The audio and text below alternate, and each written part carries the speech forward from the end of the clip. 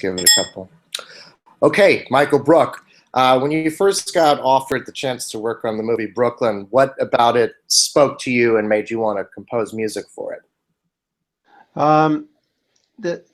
I think the most attractive thing was the initial conversation I had with the director, John Crowell. Seemed to be very, very, what's the word? Sort of emotionally sophisticated about what he wanted the music to do, and also open-minded.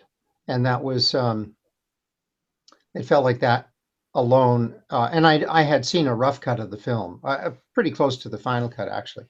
And it just seemed like he would be an interesting collaborator. And he was extremely interesting. Well, let's talk a bit about the movie, because it's very kind of romantic and classic period film. So what were some of your initial ideas for the music?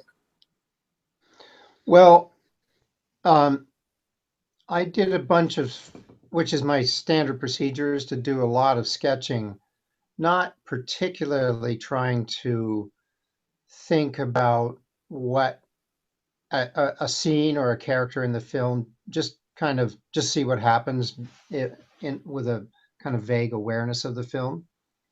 And also part of our ongoing discussions were we wanted to support and heighten emotions, but not push emotions. And that's a bit vague, but it felt like there's already so much emotion in the script alone, and then the performances, that it would sort of feel cheesy if we pushed the emotional side of it too strongly.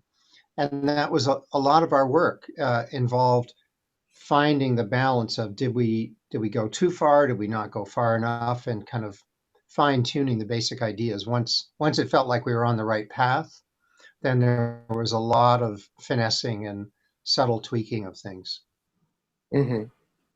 Well, okay, so talk a bit about coming up with the various themes. Where did you talked about where you started from, and you didn't want to telegraph it a lot, but what was that Eureka moment, where you said, okay, this is what it should sound like? Well, for me, usually the Eureka moments happen retroactively. and you kind of realize, like even the idea of themes, what I find is a lot of the time you start the process and you go, okay, well, maybe this would be a good theme for this character or for this aspect of the film. Mm-hmm. And then usually what happens is there are a few scenes where there's a kind of contradiction in what it should be thematically, because this character is involved, but they're not in this situation, and that kind of thing. And so I think the sort of retroactive Eureka moment was realizing that gradually themes were emerging, or motif for. At first we thought, well, this is Ailish's theme, but then we thought, no, it's not really exactly her theme, and then we thought, well, maybe it's Ireland. And then what it really became was, if people were in Ireland or thinking about Ireland, but maybe being in America, that sort of became one of our themes. And also it emerged that slightly there was a thematic aspect of things that was in America, or again, when people were thinking about America, we slightly changed what the instruments were. There's like clarinet and upright bass. And if people are in the Irish vibe, we had more either mandolin or strings, or a lot of Ailish's characters portrayed by the solo violin, played by Julie Rogers. Mm-hmm.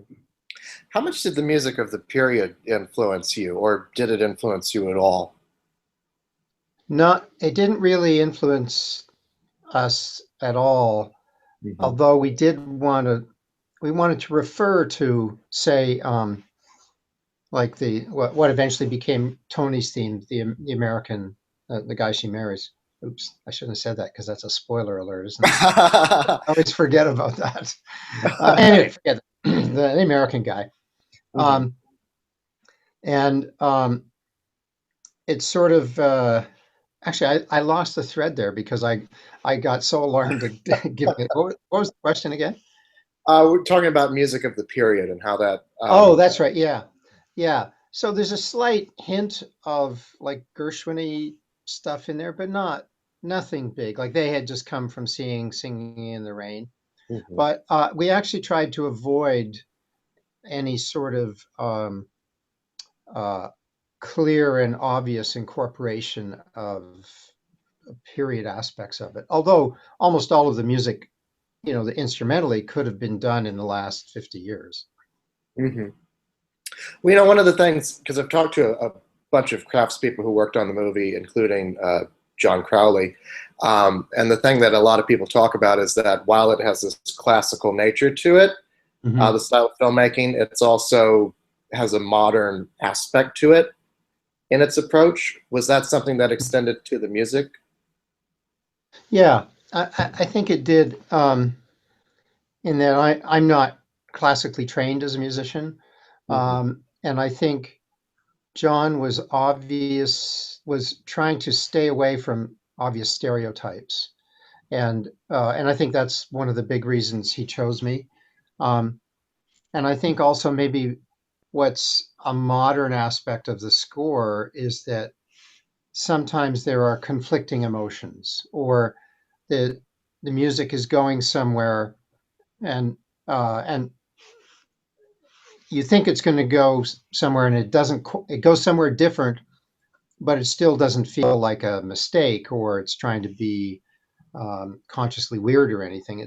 I think some unanticipated changes were maybe a big part of what we tried to bring to it that maybe gave it a hint of modernity.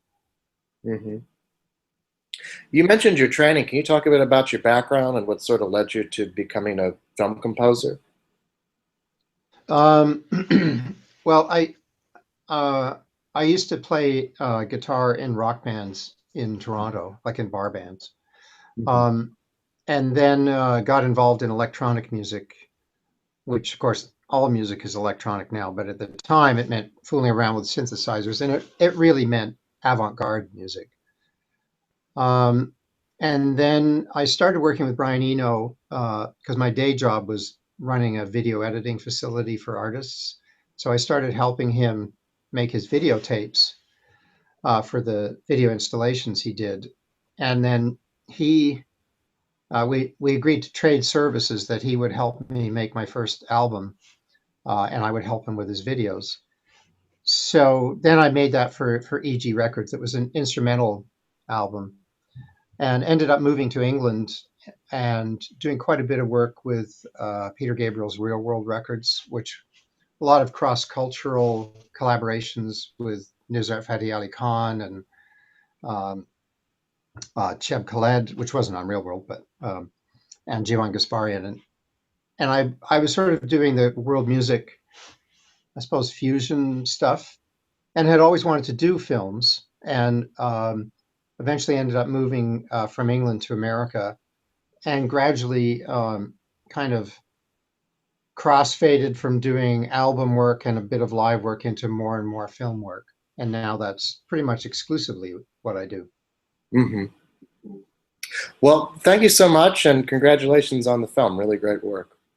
Oh, thank you. And very, very enjoyable talking to you. Oh, thank you. It's great talking to you too. Have a good day. All right, you too. Bye. Thank you.